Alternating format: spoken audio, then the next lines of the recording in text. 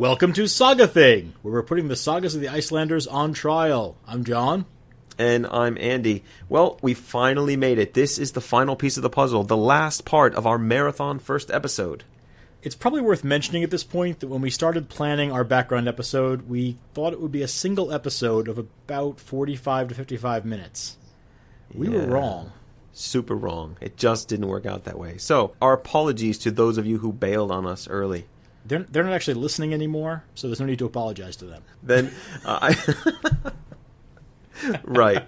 Well, then I'd right like to... you are, Andy. Yes. I'd like to extend a warm hug and a thank you then to all of those who, like us, find this subject fascinating enough to spend 3 episodes on. I noticed you stopped calling them mini-episodes. Yeah, that word just doesn't apply anymore, does it? Well, we can get to reapply here. We'll keep this one short, okay? Sure. Although we have said that before. That's true. This time we might just get it done. Okay, so what are we talking about in this mini-episode, John? Well, we're going to look at the saga as a literary form and discuss how and why they were written. Sounds good. Where are we going to start? How about with the word saga? What does it mean exactly? Now, there's an interesting question. I know, that's why I asked. Okay, so the term saga, it comes from the Old Norse word, wait for it, John, saga. That's kind of underwhelming. Yeah, a little bit. Well, it's related to the verb segja, which means to say or tell. Okay, so a saga is something that is said or told, like a kind of story. That's right. So you can translate it also like as tale or history if you want to, but saga sounds so much better, doesn't it? And it's come to mean something more than any kind of silly English word can really capture. Well, exactly. But even so, it's hard to explain what a saga is. Mm-hmm. When we use the word, most people think of the family sagas. Right? The family sagas, which are called Icelandingasogur, or the sagas of the Icelanders. They're a set of about 40 or so stories, depending on who you ask, written in the 13th and 14th centuries about events in Iceland during the settlement period and the early Commonwealth era. So about 850 to 1050. And if you've listened to the first 2 parts of our introduction, you already know a great deal about that period. So much that you don't even want to That's admit absolutely right. More than you'll ever need. Yes. When people talk about the sagas, this is usually what they mean. But the family sagas are really just one subgenre under the umbrella of the Old Norse or Icelandic saga genre. Really? He asked knowingly. So how many other saga subgenres are there, John? Well, the numbers are going to differ depending on who you ask, but you asked me. That's right. So I'm going to say at least 6. And in addition to the family sagas, we have the King's sagas, the Bishops and Saints sagas, the contemporary sagas, the legendary sagas, and the chivalric sagas. And I'm sure there are great Icelandic words to go with all of those. Of course there are. Okay. The King's sagas, or the Konungasogur, are built around biographies of Scandinavian kings. They explore modes of kingship and emphasize historical detail. Most of the King's sagas are set in the era of conversion, so the social and political shifts which occurred in Iceland due to Scandinavian Christianization are also featured. The central King saga is, without question, the 13th century Heimskringla by Snorri Sturluson. It covers the legendary origins of the Yngling House of Sweden and then the Norwegian kings from the 9th to 12th centuries. Is that where the Yngling Beer Company comes from? No, Yngling beer was founded by a German family. Their name is Jungling, and it means young man. Okay. I think I prefer the beer. Well, sure, fair enough. I don't have any particular feelings about the Yngling House of Sweden, one way or the other. The bishop sagas, the Biskopasogur, are just what they sound like. They're sagas which center on religious men. Most of them are bishops of Scandinavia. They have a biographical slant rather than a strictly religious focus, so they're less like a saint's life and more like an historical document. There are also some bishop sagas set outside Scandinavia. And a notable example, there's actually a saga of Thomas Becket. Oh, the great hero. That's absolutely right. Then we have the contemporary sagas, and this is where we start getting into the fun of Old Norse and English as related languages. These are called the Samtímasogur, or the same-time sagas. Such a creative phrase. I know. A lot of the names are like this. The Biskopasogur for the bishop sagas, the Samtímasogur for the same-time sagas. I was like, when are these ones set? Well, they're set at the same time as they were written. Same time. So same. Well, it saves time and trouble having to explain. They are indeed set in time close to the period of written saga production, so the 12th and 13th centuries, and they're concerned with the politics and the violence that marked the end of the independent Commonwealth era in Iceland. So most of the extant contemporary sagas are preserved in a compendium, the Compendius Sturlunga Saga, much of it written by Sturla Thordarson, the nephew of the infamous Snorri Sturluson. Right. In episode 1B, we could have gone into great detail about Sturla Thordarson and the rest of the Sturluson clan, but we chose to kind of limit that for you, so you should be thanking us. At the same time, though, the Sturlunga Saga is a really fascinating piece of literature. It is, and Andy, you're very much the expert on this, so I don't know. Would you care to tell us just a little bit about it? You stroke my ego. No, I think John and I did an independent study in grad school on the Sturlunga Saga, and that's where we were spending a lot of our time drinking beer and eating pizza, and just kind of plowing our way through this thing. And it's just, it's that saga that you need to read if you want to really understand what is going on in the family sagas. Because this is our source for the history of the 13th century. Yeah. So it gives us a sense of all those tensions that are going on between the different families, the church, and the people, all that kind of stuff. So I highly recommend it, and I imagine at some point, once we get through most of the family sagas, that John and I will want to turn to the Sturlunga sagas with this podcast, assuming we're still alive. Right. Assuming the trying to get through the other 40 sagas first doesn't kill us. Exactly. So go ahead and continue with your sure. your jaunt through the genres of saga literature. Well, our next category is the legendary sagas, or the Fornaldarsögur, which are sagas usually of fanciful subjects. They're generally set in a pre-Icelandic Scandinavia. Is this where we get elves and fairies dancing around? Yes. I mean, well, you see a certain amount of supernatural stuff even in the family sagas, but there's really more of an emphasis on it in the Fornaldarsögur. Is this? Do you think this is a Celtic influence? We tend to associate a lot of that stuff with Celtic literature from the Middle Ages. It's hard to know how much that is just parallel development and how much of it is related. Certainly, when we see some of the sagas in this category, we see stories that crop up over and over again throughout Northern Europe. Right. And so that connection, that link, or that coincidence, depending on which scholars you read, is something that we're going to have to be exploring over the course of these podcasts. Mm-hmm. But this is also an area where we just get, putting the kind of Celtic fairies and wonderlands aside, this is an area where we dig into kind of the mythological history of the Scandinavian people, right? Absolutely. I mean, there might be a kernel of history in some of the sagas, but there's often not much more than that. Mm-hmm. Some of the better sagas in the group parallel medieval English stories. So you get the English outlaw legends like Robin Hood, which match up with the saga of An Bowbender, or the story of Beowulf, which has a parallel in the saga of Hrolf Ladderlegs. Ladderlegs. I know, Hrolf Ladderlegs is a great yet another great nickname. The most famous of the Fornaldarsaga is probably the Saga of the Volsungs, which is a saga version of the Nibelungenlied. Yeah, and that's one where I think you do see that little inkling of history, right? Mm-hmm. I think this is telling about the migration period, and it sounds historical with the exception of that old dragon and a dwarf and stuff like that, right? Right, every time you think you've got history, a dragon shows up. Yeah, and every time you think you've got fantasy, a historically verifiable genealogy crops up. Yes. The last sort of subgenre category that I want to talk about is the chivalric sagas, or the Riddarasögur, the rider sagas, which is a genre of romances, tales of knighthood. These are mostly imported from outside Iceland. There are natively produced chivalric sagas, but it's mostly translations of continental texts, Tristram and Isolde, the Arthurian legends. There's even a biography of Alexander the Great. Those sagas, they're highly popular with late medieval readers, but they're less popular with modern scholars, who tend to be sort of dismissive of the group. Mm-hmm. To my great pleasure, by the way, another Icelandic name for these sagas is Lygasögur, lying stories, because they are not true. The kind of disregard for these is shown in some of the kind of dating of sagas, where I think early critics automatically assumed that Iceland was... once Iceland surrendered to Norway, they kind of gave up on their own historical sagas, the family sagas, so on and so forth, and just turned to either translating or producing chivalric sagas from the continents. Right, which we now know is not entirely true. Yeah, not true at all. But certainly more direct contact with the rest of Europe led to a kind of influx of new literatures that Icelandic writers could then mine for stories. Right. But, I mean, we know the Icelanders were traveling all over Europe. Absolutely. Throughout their history. And so they would have been coming into contact and even composing these kinds of things in foreign lands or bringing those things home and trying their hand at them as well. So absolutely.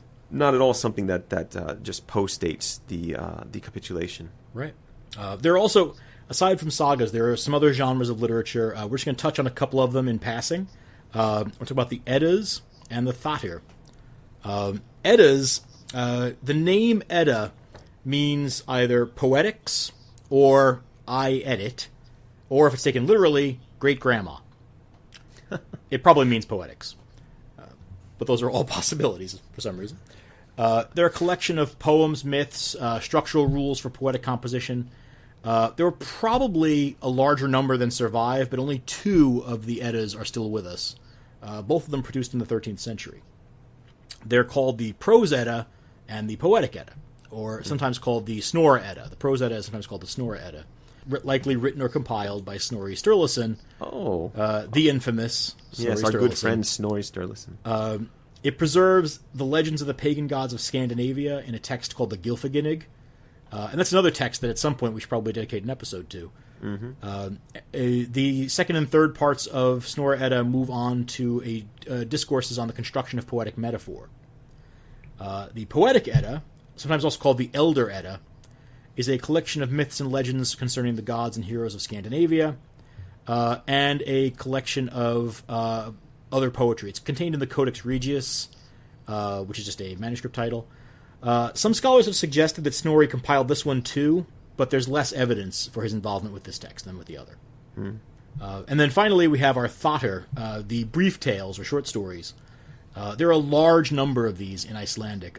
Some estimates are that over 200 of them survive, depending on what you classify as a different story versus a different version of the same story. Right. A lot of these are they're pretty short and very entertaining. Oh, they're fantastic. Nice little glimpses into daily life or adventures. Well, some of them are essentially extended anecdotes, right? Yeah. More or less a joke, usually at the expense of an outsider. There's usually a sort of troublesome Icelander who's being a wise guy in the court of a Norse king, right, or while traveling abroad. Avun and the Bear is a great example of that. Traveling around with a polar bear. Right, which he refuses to give to a king that asks him for it. But really, other Thatir are really just sort of short versions of sagas. The distinction really isn't a very firm one. Some of the stories, Bolli Bolason's Tale or Alehood, are called sagas by some writers or some scholars, and Thatir by others. But then you have sagas like Hrafnkel Saga or Bandamanna Saga, which are no longer than some of the Thatir, but are universally accepted as sagas. The distinction is chiefly one of subject matter. A Thatir is concerned primarily with a single episode or event, while a saga tells the life story of a person or a family or a region of Iceland. There's actually been relatively little work done on these as stories in their own right, which is why I'm being a little bit vague in my language. And most readers have tended to treat the short stories as insufficiently advanced sagas, sort of saga seedlings that were cast onto rocky soil and failed to take root. But Joe Harris at Harvard has done some excellent work in delineating the genre's properties and establishing a working definition of the Thatir as a literary form in its own right. And he's also a very nice guy. So when I think of, just that long list there, you look at medieval Iceland and you think, man, these guys produced a lot of literature. And it's all really around a 200-year span, right? Late 12th century is the rough beginning of this stuff, and then it goes into the mid-14th century. That's it. Yeah, and if we narrow the field just to family sagas, there's still 40 or more written during that time. When you add everything else in, it becomes kind of overwhelming. Yeah, especially when you consider they're also writing detailed histories, those saints' lives, a lot of other standard religious texts the medieval church loved so much. And well, let's not forget the legal texts. There's lots and lots of legal texts. Right. And multiple versions of La Namabok. I don't know where they found all this time. Well, watching sheep graze isn't all that time-consuming. Although it does explain where all the sheep hide went. They had to make the parchment for all this. We need more paper. Yeah, exactly. So on top of all that, they're also churning out translations of popular continental literature, both secular and ecclesiastical. Right, and I think if memory serves, Tristram's Saga och Icelandar, which is an adaptation of the Tristan and Isolde legend, It's the only surviving example of Thomas of Britain's Tristan. Good for you, Icelanders, preserving that text. So now we're sounding like literary scholars, aren't we, John? Oh, well, we aim to please. Yes. Well, I don't really know if that's pleasing to anyone but us. No, it's just us enjoying that bit. So we're not the only ones that are amazed by the industriousness of the Icelanders. You don't say. I do say. The historian Saxo Grammaticus, which is an awesome name. I should have named my son Saxo. That would have been cool. It's not too late. Does he know his own name yet? Yeah, he knows it, but we could convince him. Well, I've got another son on the way. Maybe. There you go. You name him Saxo. I'll talk to my wife. So Saxo is this 13th century historian. I think he's Danish, right? He described the Icelanders as the historians of all Scandinavia. That's right. It certainly fits, because the 13th century is the age of saga writing. Yeah, it's also the age of chaos and violence, if you remember. I guess they were really good at budgeting their time between killing each other and exploiting the poor.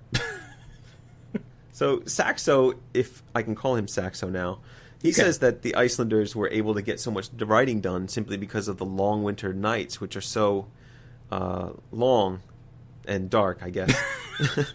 I guess he's saying there just wasn't much to do in Iceland. I'm sure the saga authors would take issue with that statement. Probably. It's nearly as insulting as our sheep joke. Yeah. So I know that we see the issue addressed by actual Icelanders every once in a while. There's this book of Thorther, which is a later revision of the Landnámabók, and the author there notes that the inspiration behind family sagas lies in that very common human desire to know one's origins. Yeah. I think one of those versions of the Landnámabók also talks about their desire to prove that they are not, contrary to Norwegian rumors, descendants of slaves and criminals. Sound familiar, Australia? Where are your sagas? I don't really know the two Americans really have any call to be getting snippy with others for a lack of an historically meaningful national literature. Besides, all that sounds so noble. The common human desire to know one's origins. Yeah, it does. But that can't be the only reason for the obsession with origins and the constant outlining of genealogical record in the family sagas. Absolutely not. We have to be careful at this point, not to confuse the sagas with actual history. Yeah, that's a big problem that scholars and fans of the sagas have had to contend with for a very long time. Mm-hmm.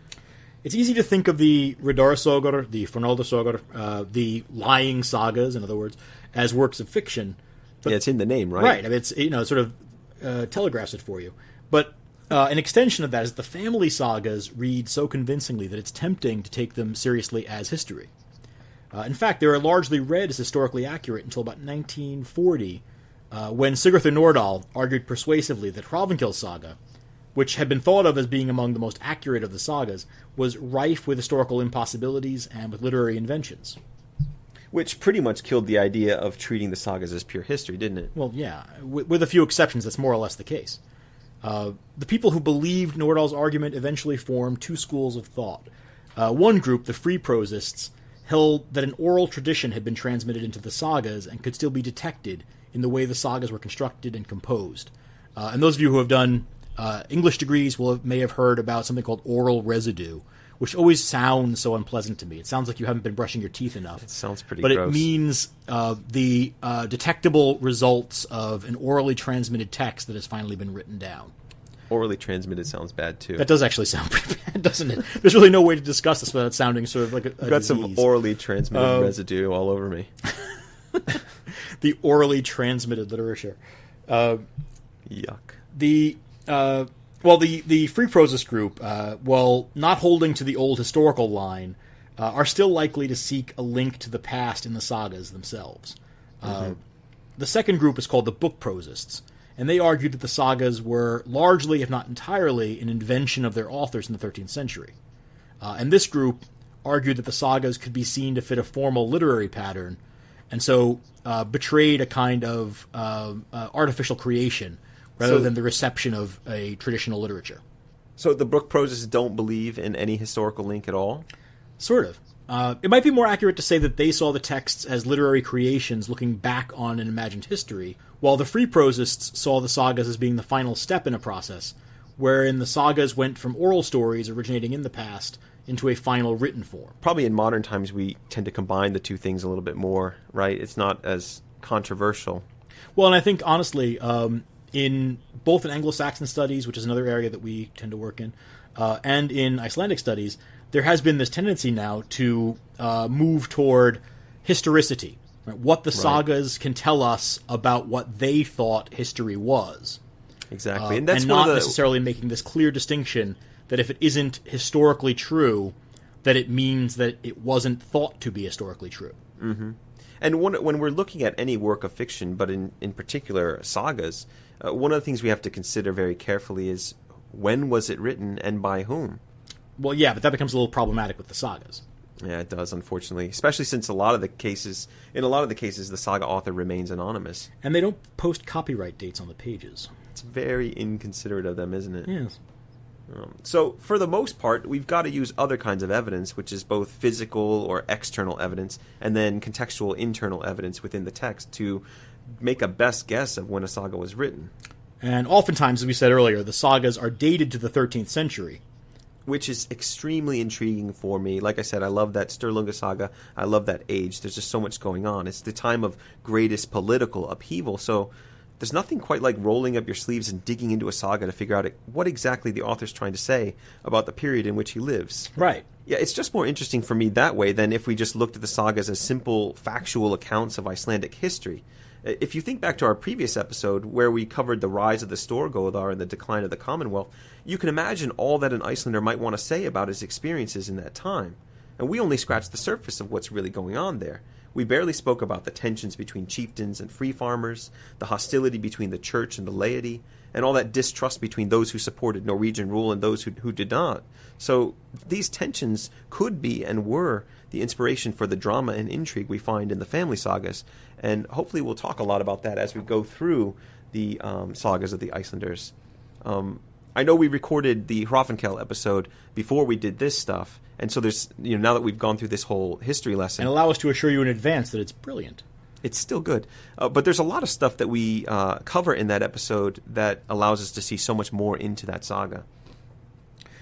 Well, and it's important to understand that even though these sagas are very tightly narrated and tightly designed, that's not to say that what the authors are reporting is entirely fabricated.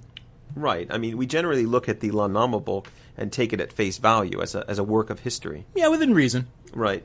So when we compare that historical and quote-unquote historical text to the sagas, we find a lot of overlap in terms of character, genealogies, and even major episodes. So if the Landnámabók is taken to be roughly true, why wouldn't the episodes reported in the sagas be true as well? Right. I mean, there are some discrepancies, of course, but really there's a remarkable degree of agreement between the sagas and the historical documents. Mm-hmm. Probably a good example of where to draw that line, though, comes from how we think about Njal's saga. If you're not familiar with Njal, it's a story about a series of feuds loosely centered around a famous lawyer from the late 10th, early 11th century named Njal Thordarson and his family. And it ends, it doesn't end, but one of the great climaxes of the story is when Njal and nearly his entire family are trapped in a farmhouse, which is then set on fire, destroying most of the family. Mm-hmm. But here's the thing. The Landnámabók confirms that there was a guy named Njal, and he lived where the saga says he lived, and he had a reputation pretty similar to what the saga reports. It even confirms that he was burned alive in his house. But that's it. Right. I mean, the saga author takes, I guess if you look at this, he takes an outline of the event, or a skeleton, if you will, of Icelandic history from the Landnámabók, and then he tries to flesh it out. So rather than simply reporting the chronicle narrative, the saga author provides us with details and emotions and backstory that help breathe life into the characters and their motives. Doing this allows us to really understand and appreciate the moment much better than we would when just reading a chronicle. Right. And it's important to note, so as we're coming toward our conclusion here, that the sagas have continued to be deeply important to Iceland as a nation. And to us, of course. Well, of course. The full body of literature in the saga writing age, and especially the family sagas, are essentially the national literature of Iceland. In fact, to a great degree, they are the national identity of Iceland. Most of the manuscripts were taken, this is post-medieval, most of the manuscripts were taken from Iceland in the 17th century. They were given in a series of gifts to the then King of Denmark. But with Iceland's return to independence during World War II, there came an increased insistence on the recovery of the texts from Denmark. There was a lengthy diplomatic debate between Denmark and Iceland, and even one threat of war before an eventual debate was held between scholars acting on behalf of both Iceland and Denmark. Big names on both sides. Sigurður Nordal was one of the speakers for Iceland. Paul Anderson, the writer and scholar, was one of the speakers for Denmark. And in the end, the decision was made that Iceland had primary claim to the saga manuscripts. Since 1971, most of the texts have been restored to Iceland. They are usually returned with a military escort. Many of them are now kept in Reykjavik at the Arni Magnusson Institute. And they really are kind of a set of foundational texts for the country. Mm-hmm. It's a national treasures, if you will. Yeah, well, I will. Right. And so will I.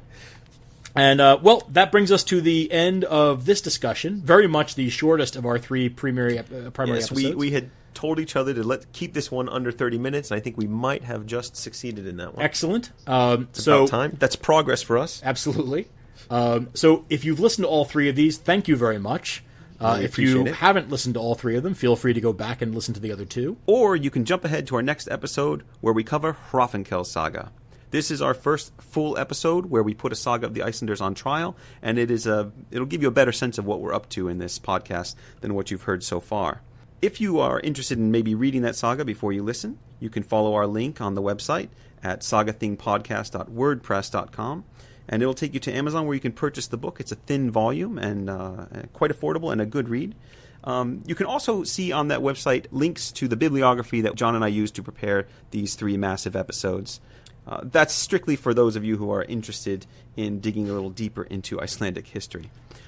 Also, make sure to follow us on Saga Thing Pod at Twitter and Saga Thing Pod on Facebook. So for now, thanks again for listening, and we'll see you next time. Bye for now.